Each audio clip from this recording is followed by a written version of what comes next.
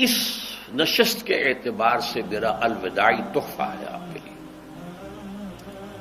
اور وہ یہ کہ میری جو دینی، ملی، تاریخی، سیاسی، عمرانی جو سوچ ہے، جو فکر ہے میرا، جو 50 برس سے زائد عرصے کے مطالعے اور غور و فکر پر مبنی ہے،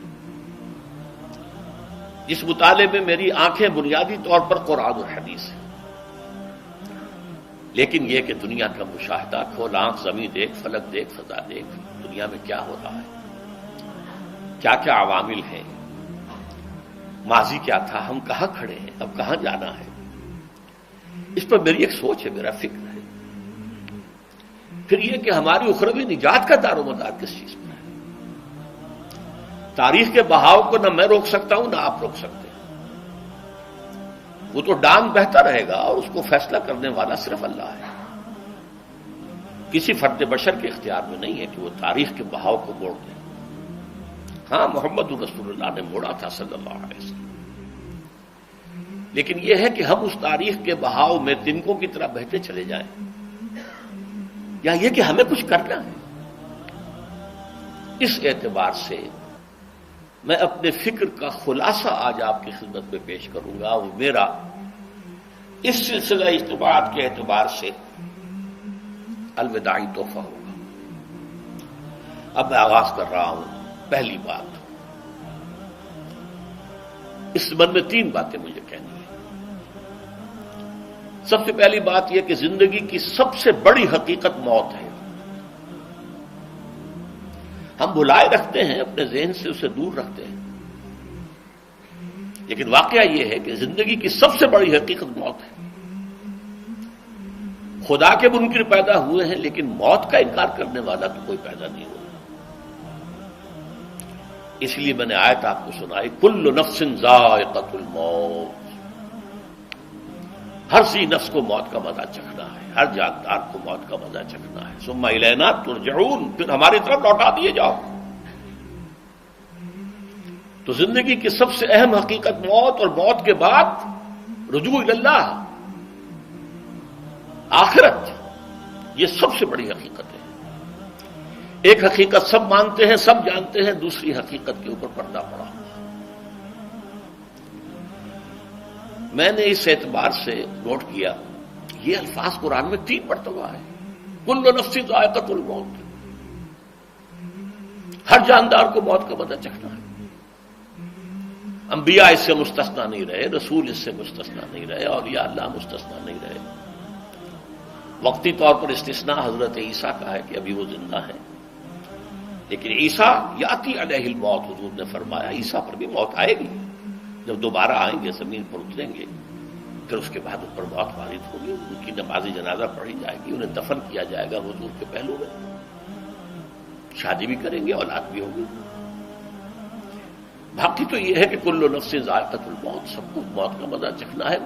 عیسیٰ بھی بالآخر اس سے مستثنا نہیں رہیں گے،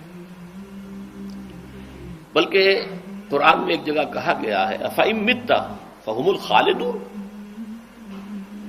کیا ہے نبی، اگر آپ کا انتقال ہو گیا تو یہ کیا ہمیشہ رہیں گے؟ کون ہے دنیا میں جو ہمیشہ رہے؟ انتقال تو ہونا، آپ کا بھی ہونا ہے۔ إِنَّكَ مَيِّتٌ وَإِنَّهُمْ لَمَيِّتُونَ،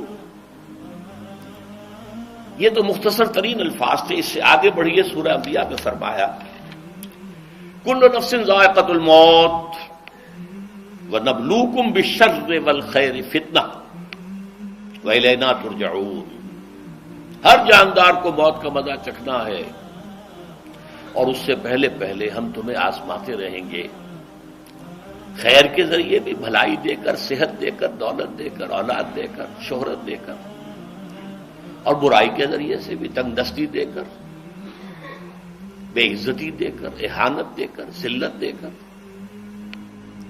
وَإِلَيْنَا تُرْجَعُونَ، اور پھر ہماری طرف لوٹائے جاؤ گے۔ یہ وہ دوسری حقیقت جو میں نے کہا کہ جس پر پردہ پڑا ہوا ہے، بہت بڑا پردہ ہے۔ لوگ یہی سمجھتے ہیں کہ یہی دنیا کی زندگی ہے۔ قرآن کہتا ہے إِنَّ الدَّارَ الْآخِرَةَ لَهِيَ الْحَيَوَانُ لَوْ كَانُوا يَعْلَمُونَ، یہ تو آخرت والی زندگی ہے جو اصل زندگی ہے، کاش کہ انہیں معلوم ہوتا۔ اس سے بھی زیادہ تفصیل سے یہ آل عمران میں آئی آیت، کل نفس ذائقۃ الموت وانما توفون اجورکم یوم القیامہ، ہر جاندار کو موت کا مزہ چکھنا ہے اور پھر تمہیں پورا پورا تمہارا اجر اور بدلہ دے دیا جائے گا قیامت کے دن۔ فمن زحزح عن النار وادخل الجنۃ فقد فاز، جو کوئی آگ سے بچا لیا گیا اور جنت میں داخل کر دیا گیا وہ تو کامیاب ہو گیا۔ اللہم ربنا اجعلنا منہم، اللہم ربنا اجعلنا منہم، اللہم ربنا اجعلنا منہم۔ وما الحیات الدنیا الا متاع الغرور، اور دنیا کی زندگی تو سوائے دھوکے کے سامان کے اور کچھ نہیں ہے۔ دھوکہ کس معنی میں؟ یہ تمہیں اصل زندگی سے غافل کر دیتی ہے۔ تم کہیں سفر پر جا رہے تھے، تمہارا کہیں گھر تھا، تمہیں واپس آنا تھا، تم راستے ہی میں کسی دلچسپی میں ایسے مگن ہوئے کہ گھر بار سب بھول گئے۔ یہ تو تمہارا عارضی سا سفر تھا، تم نے اسی کو اپنی منزل بنا لیا، اپنا ٹھکانہ بنا لیا، تو دھوکہ دیا اس نے تمہیں۔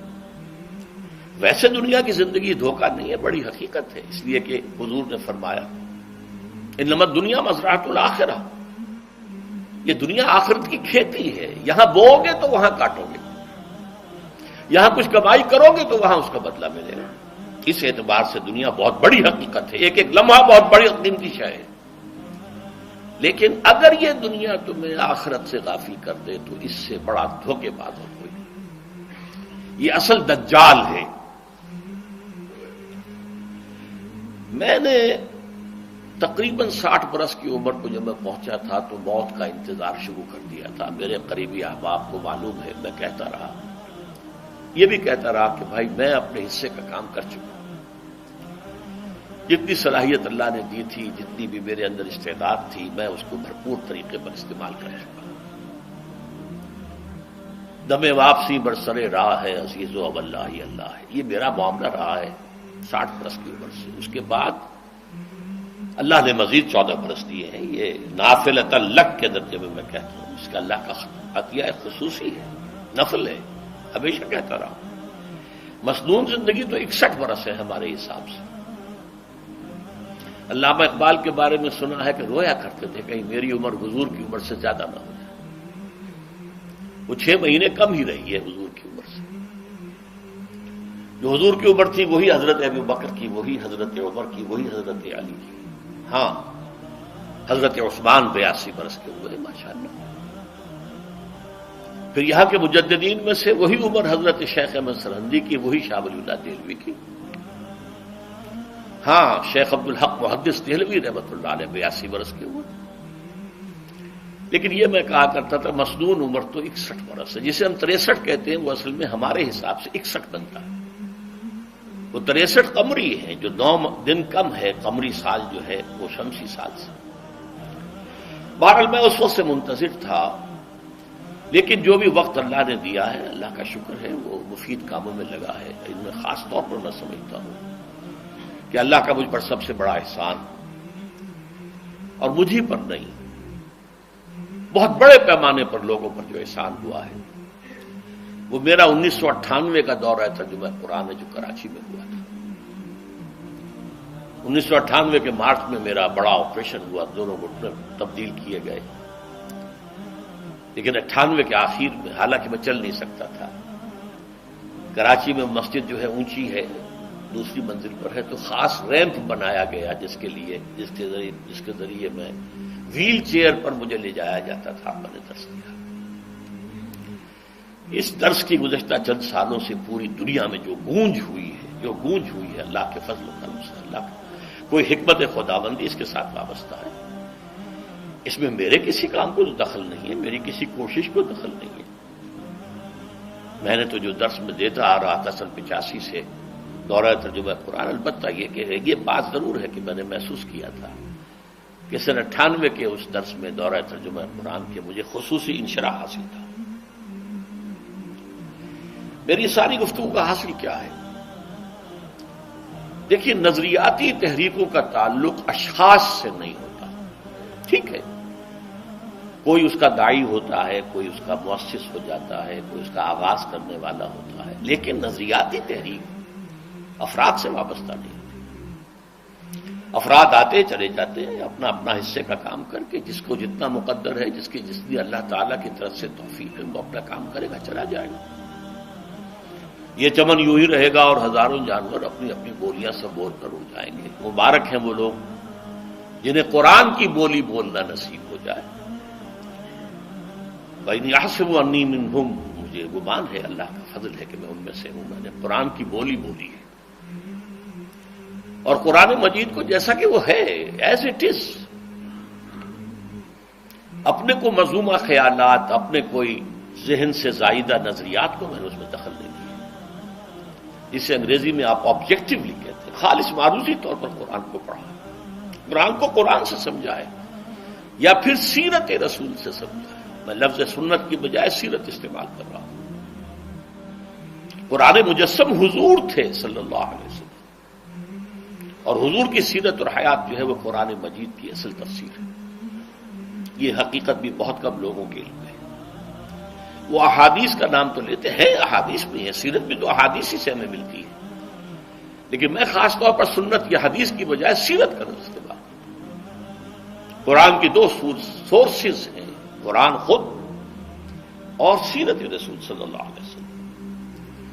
بہرحال انشاءاللہ العزیز یہ کام بڑھے گا، چلے گا، یہ میں ابھی بعد میں عرض کروں گا۔